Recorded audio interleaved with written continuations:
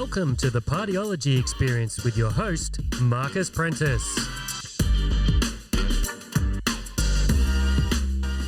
Hi guys, welcome to the Partyology Experience. Yes, you're here with Marcus, and I'm here today with our guest speaker, Emma De Jong, the General Manager at Feel Good Events. I nearly forgot what you are then. That's very nice. How are you, Emma? I'm good. Good. Okay, in today's podcast, we're going to talk about venue choice. Now, this is something that you would normally organise, pretty soon in your planning, and whether you're having it at home or in a function venue, there's lots to think about. So because there is so much to think about, we've sort of broken this down into two podcasts, and today we're going to talk about function venue specifically, and then in another podcast we'll talk about choosing, having a function at home. Now, a lot of the things are quite similar, but there are specifics to each one, and lots to think about. So, Emma, what do you think? Where do people start if they're hiring a function venue? What are some of the things they've got to look for? How do they find a venue? All sorts of. Where do we start? Get a pen and paper ready, guys, because this is going to be a long list. I sat there for hours just I could have gone for days writing questions and things to ask, because these are things that we will go into a venue if we have a client and ask those questions of the venue. So I know lots of things that you may not consider. I think lots of things I'll ask these questions and the clients will be like, I didn't even think of that.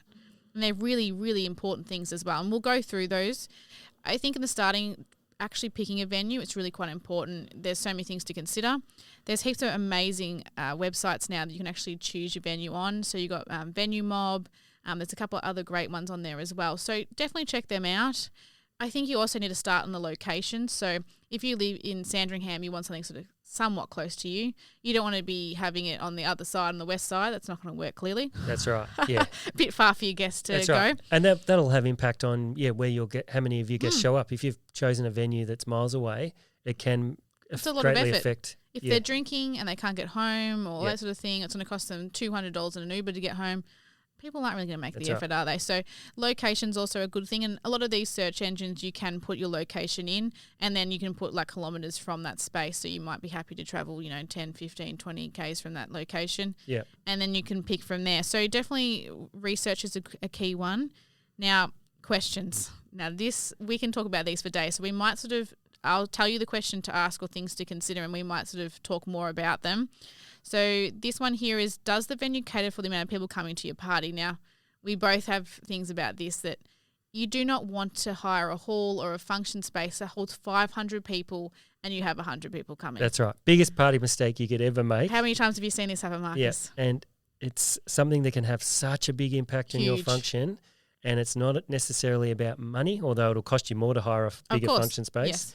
But if the function size is the wrong size for the amount of people that you've got, it will dramatically affect how the function goes and whether people dance, all sorts of things.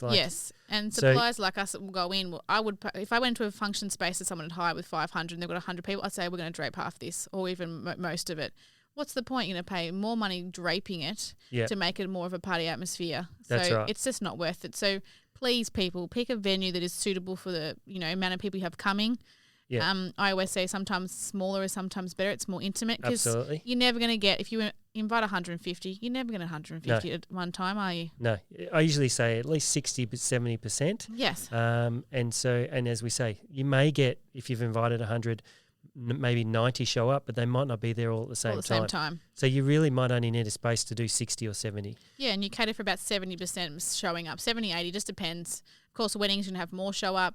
Parties and events you might have less. So depending on the time of the year, if there's lots of other functions on, you may have even less people show up. Yeah. So how excited you make it? Did you make it, hype it up and make everyone want to come? You might get everyone there because you've made it sound so good. That's right. Is it the middle of winter and nobody wants to go out of their house? So that could affect attendance. So many things can affect that. So one of the other things you need to think about too when you're choosing your venue is, yes, you want to get the right size, but don't choose one that's got too many function spaces in it. So sometimes if you choose a function venue, it may have multiple areas. Yes. This can really separate your guests 100% and can make it, the party not go as well. So usually one central space works best, and you can set up the room so that will work the best. Yep. But if there's too many rooms, you'll lose some people into different rooms, and then the party is very disjointed. Yes. And just doesn't work. We've seen it happen so many times where they've had the bar in one room and then the dance floor is in the other room, and you'll find most people won't even end up in that dance floor room. The DJ will be playing to the walls because there's no one going in there because they feel uncomfortable going in there. That's right. It just works. And always, if you have one space you're going to use, make sure that the bar and the dance floor are somewhat close to each other, not one down one end and one down the That's other, right. and there's all this space in between, because you will not get the party of the year or people up on the dance floor. So really do be considerate of this. And one of the other things, so people will be saying, okay, so I've got 100 people. How big a space do I actually need? Yep. And this goes, something to think about here is, not only do you actually need enough room for all your guests, but you need enough room for your decor and styling and furniture and that sort of thing. As well. If you're bringing those sorts of things in, you need to consider room for those sorts of things. So rule of thumb, we usually suggest 1 square metre per person.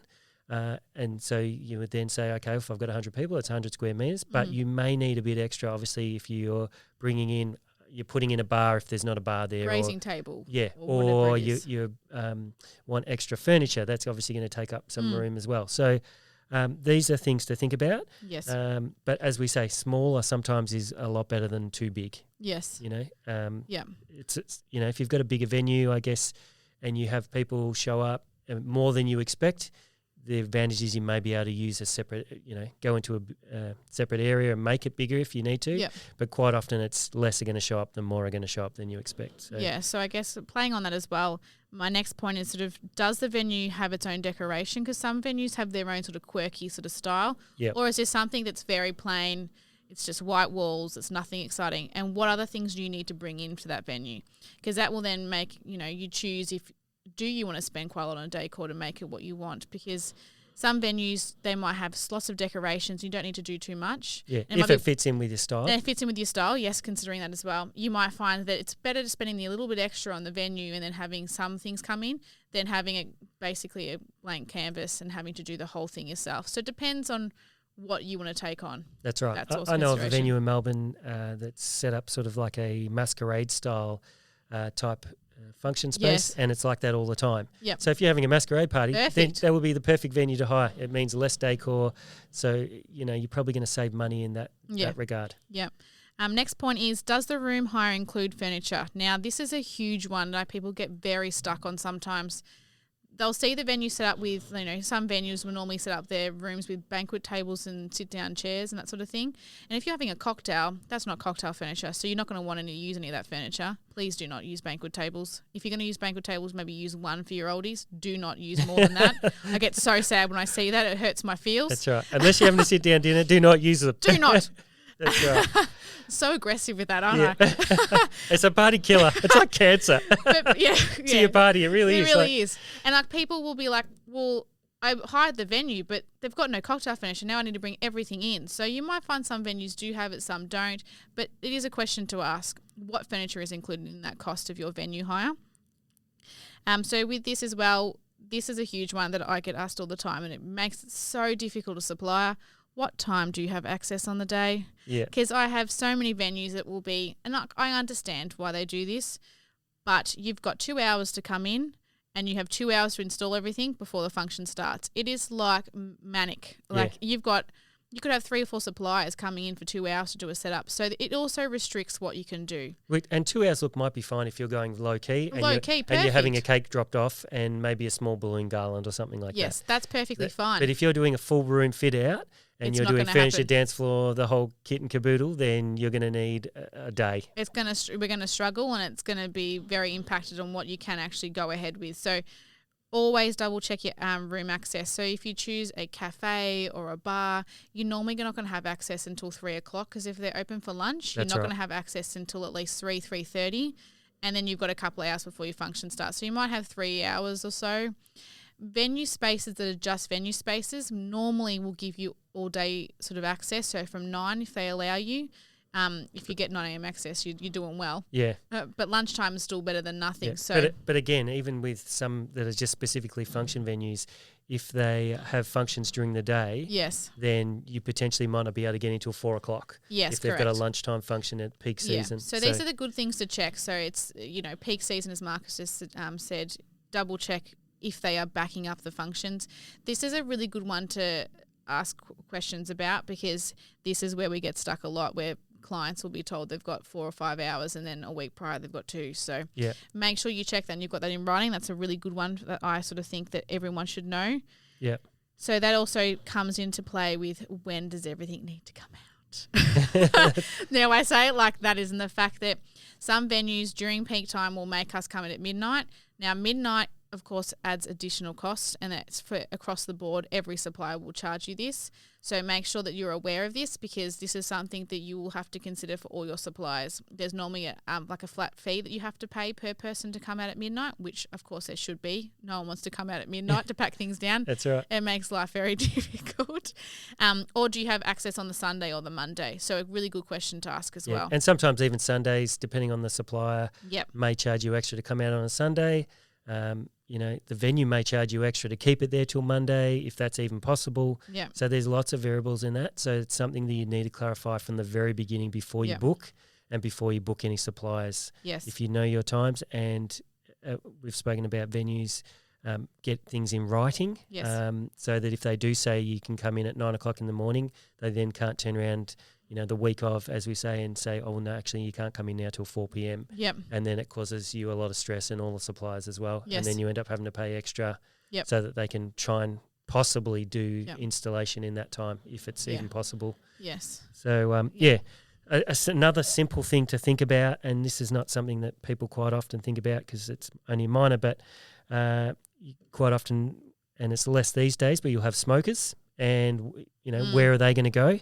And the other thing is toilets. So most venues have obviously got toilets, and that's not an issue, but there are certain function spaces that you can hire that maybe toilets is an issue, or the smoking is an issue. So an example of this is, we did a function a couple of years ago, and it was for a wedding, and it was on a rooftop in the city, which awesome function space. Beautiful. Really exciting. It was somewhere unique, very different. It had a marquee up there for the actual function space, and then had some glamping tents as well, so people could even stay up on the top, all that sort of thing. So it was a great function space. But the downfall was the toilets and the area where people went to smoke were like 10 floors below. Oh, no. So every time somebody needed to go to the toilet, you're going to lose your guests for a long period of time. Probably 15, 20 minutes at least, or if they're going out for a smoke, half an hour. So the function didn't actually go that well, because half the guests were missing for most of the night, because they were always having to go down 10 floors to go to the toilet and then come back. So the poor DJ was playing to half the crowd, if that, during the night, because everyone was missing. So the atmosphere was very lacking. Although it was a unique and exciting function space, the functionality was not great. So although, you wouldn't think, oh, well, what do I care where the toilets and the smoking is, it can affect your function. Usually. So something to think about as well. And another thing that would go, I guess, with, times and all that sort of stuff that Emma just spoke about, is access to the venue. So we know as suppliers, event suppliers, what's the access like? So if it is on a rooftop, that's going to potentially cost you a lot more money, isn't it? Oh, it's good times. Yeah. I do operations here, so it can be an absolute nightmare sometimes, because what you'll find is most venues in the city or in like quite built up areas, they've got quite tight access points. And when you're bringing in bulky items, or you're going into Crown, and Crown, for example, is bigger out the back than is out the front. So if you can imagine how large that would be, it could take me an hour and a half to get to one of the main rooms sometimes. Yeah. So, you've got to go backwards and forwards. So access is a huge thing for suppliers, especially making sure that we can actually get the equipment in. Yeah. We've got items like dance cages, for example. A couple of years ago, I told the client the size of what the cage was, double checked it, made sure it was 100%, and then we got it there and we couldn't get it in. Yeah. It's an absolute devastating thing for a client, especially things that are a bit more unique. So, those would have added a lot more atmosphere to a function like that. They're huge, big dance cages that you can dance in. They're quite fun. you'll find any person that you wouldn't think would dance in it is dancing in it. That's right, especially after a few shandies. Yes. A couple of shandies and they're in there. Yeah. So we couldn't get it in. So they were devastated. But it's just those little things, they really need to be covered to make sure that they're going to fit in spaces like that. And all those venues, like especially in the city, are very difficult. So we go to these function spaces a lot, so we know them all sort of in and out. But they do add more money to your quotes because it takes us longer to get in. So you want to also consider, you're not really thinking about your suppliers when you're thinking about your venue, but it is definitely a pain point for suppliers. But it can cost. It just costs you more money. It does cost you. If you don't look into these things. We can do it, but it costs more money for you. Or any supplier, like even florists or anyone. No, it doesn't just us. Yeah, DJs or whatever. Bands, they quite often have a lot of equipment. If they know it's on the top of a rooftop, they're probably going to charge you more money to get all their speakers and lights and everything. Yes, we've been to function spaces where we've been in the lift. I've counted 72 times just to get all the equipment in. So that's right. A lot of time, and I think that's just to get it in. That's not to get it out. That's right. So that can definitely affect. Yeah, we love doing that. It's part of the job. We love all those things. We get to go to amazing places, but it's something to be considered. So what are some of the other questions that people should think about? So these things here I've got also, are the venue lights able to be dimmed? Now, this is a huge one. I get stuck on this one all the time. I will ask the clients this question. They'll be like, I don't know. I'm like, that is a huge question to ask, because if their venue lights don't dim or they just turn all off or all on, it will absolutely kill your dance floor. Yep. If you've got your dance floor and all the fluoros above it are on and you can't turn them off, how do you think that makes people feel? No one's getting on that dance floor. No, that's right. I'm not going to go up in there and boogie. Or you've hired heaps of lighting or you've hired enough to create a bit of a mood, but you want some other lighting to start with. And if you can't dim them, it's sort of a waste of time hiring the other lighting. So 100%, it's a waste of your money. And I think you might want all their lights on at the start of the night, but as the night sort of goes on, you want them to turn those lights down or really dim them down and make it really moody. The moodier the better, isn't it? We love the mood. Yes, that's right. Another question or another thing to ask the venue is, do you need to have security? Now, some venues will say you have to have security regardless. And some will not. So it just really depends if they include it or not. It's just a cost thing. That's the reason why I put it down, is that if you need to have security, what are the costs for those? Yeah, a lot, I think, when it comes to security is the type of function it is. Yes, 21st, those sort of 18th, things. those sorts of things will probably insist, if they allow those sorts of functions, to have security. Yep. 40th or 50th, maybe not. Maybe not. So I hope you're a bit better behaved by that age. Yeah. But there is some that will have just corporate functions and they know they get a bit rowdy on their Christmas party, so they'll make sure they have security. Yep. Or some venues will just say flat out, you have to have security regardless. So that's also another thing. Another one is there a cleaning fee? Now, this is sort of more if you're doing more of like a lower key hall sort of function, like this is sort of on that hall scale sort of thing. Yep. Do you need to clean it? Do you need to pay a cleaning fee? They're always good things to ask. How much is that cleaning fee? What if you've gone bananas that night and you've made a very big mess? What are the additional costs? Like, is it extra double that cost or whatever it is? Also in the hall conversation, what are the food facilities like? Is there a good kitchen there? Is it going to be enough for your catering? All those sort of things are things to sort of look at, because there is the halls and there is the function venue. So I thought I'd just add them in there for you. So the next one is heating and cooling. Now, this is another one point that we get asked all the time or people don't consider. So if you're having a function in the middle of July and it's a big warehouse and there's no heating, do you think everyone's going to want to stay in there? Yeah. I don't think so. That's right. Or it's stinking hot in the middle of summer. It's 45 degrees, which we love having here in Melbourne randomly. Yeah. And the people that have picked those venues that do not have cooling will have that 45-degree day. That's right. So please consider this. Heating and cooling for people is a really big puller. They'll end up going home or not coming. If people get there and they're freezing cold, trust me, it's the same with me. If I'm freezing cold, I'm not staying there. Yeah, that's right. It's the worst thing. It's the same with not being fed enough. That's right. And they may show up, but if the environment's not right, they're going to be going home quick. So please consider those two things. If you've got a venue that's a massive hall or something like that, and they've got wall heaters, is it going to be still warm enough? Can you bring additional heaters in? Is that that's okay? Right. Yeah. All those things are to be considered. And even with the if it's the opposite and it's too hot, it can affect whether people dance or not. People are going to be passing out and sweating and the dance floor might be a bit more fun, but that's something to consider. Now this one, Marcus will love me that I've mentioned this, but sound restrictions. Yeah. Now, Marcus, how many times have you had issues with this one? So a lot of venues, there's quite a few in Melbourne because they're built in residential areas. Will have sound restrictions or sound meters in the actual venue. So some venues, and there's some that are really bad, the restrictions are so tight that the music can really only go to background level. And Emma's experienced this at a wedding she went to for a friend years ago, where the music couldn't really go above background noise. So there was just no atmosphere. People didn't want to dance. The bride was really upset. Yep.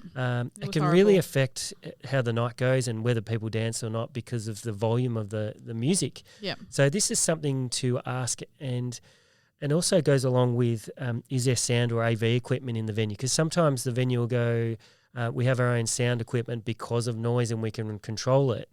And it may sound, you might go and listen to that sound system and go, well, that sounds all right. It sounds loud enough. But you're listening to it when you're just in the room with maybe your partner or whatever, or your mum and dad. So it's going to sound loud when there's two people in there. Add in 100 people, and that sound is, it's barely background music. Yeah.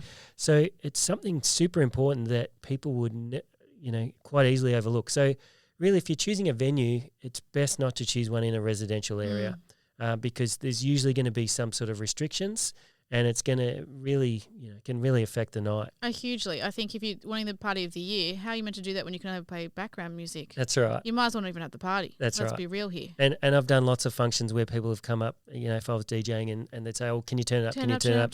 And I'm like, I can't turn it up. This is as loud as it can go. Yep. And it really dramatically affects the party. Look, even people have meters on the wall where you can see it goes up in the colours. It's got like, your normal stop sign sort of thing, and it keeps going up and you're like, oh, going up to the red. And some of the venues that do have sound meters, it'll just turn off the music if it gets too loud. It cuts it out completely. And so then the music is stop starting, and then people have to wait a few minutes for the power to kick back in. Yep. And everyone's wondering what's going on, and it's just not a good experience for the DJ. It's not good for everyone else.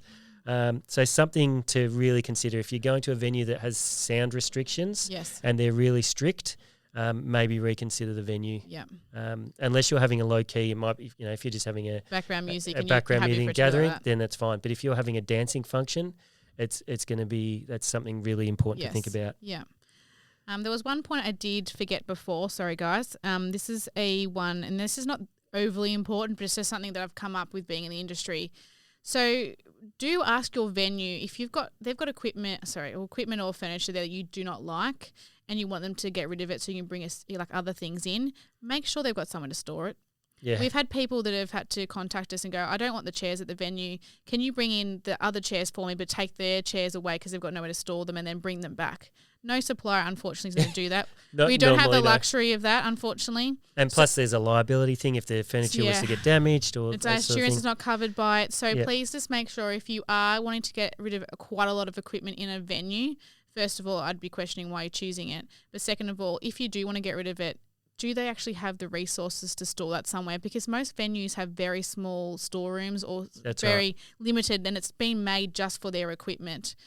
So it may be only half of it because they're normally using most of it. So just something to consider, and it's something I have come across a couple of times. Nothing crazy important, but just consider it. Yep.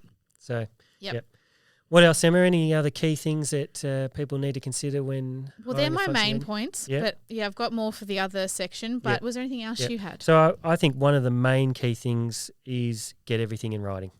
So we've talked about this before. Just a contract issue. Yeah, just something really important. As we've spoken about before, venues can sometimes just tell you whatever they want just to get you to sign on the dotted line. Yeah. And not all venues, most not venues are great. We don't mean to be mean by that, but yes, there are some that will tell you that yes, you can come in at 9 a.m. So you'll sign up, and then we'll change their plans. It's really important to get everything in writing so that there's no confusion. And if you know all these things beforehand of what you do and don't want, then you can make sure that they're in the contract. Yep. And then when you go to have your function there's going to be hopefully less issues. Yes. Look, 9 times out of 10 venues won't do that to you anyway. Most of them won't, But occasionally we hear it happening, and they change the goalposts, and it makes it harder then for everybody involved, for suppliers, the client, and they're quite stressed, and it's meant to be a fun occasion, and It the more turns into stress-free is stress. the better. So Yes. getting everything in writing is something super important. But Yeah, and that's the reason why we're giving you all these like things to ask the venue, because it gets everything out on the table as straight away, because you want to get all that stuff out. And if there is things in there you think, oh, I want to have that in the contract, you then know the answer to it and go, can I have that in the contract so that I can make sure that, 6 months down the track I'm not going to be stung with the, That's right. oh, no, I didn't say that. Well, you did, because it's in the contract and you've signed it. So that's right. just back yourself with those sort of things. But I really hope that all these things have been helpful, because they're things that I come across and lots of us do. Marcus has probably come across lots of these things over the years. That's right. That really need to be considered before ever paying a deposit for a venue, because you want to make sure it's 100% for what you need. That's right. So yes, hopefully those have helped you, those tips, and we will talk about in future podcasts about having a function at home. Yep. A lot of those things you need to consider, but there are other things when having a party at home, good and Yep. bad. Yes. So stay tuned. Thanks for listening to the Partyology Experience with your host, Marcus Prentice. Don't forget to subscribe or check out our website for more party tips and expert advice at feelgoodevents.com.au.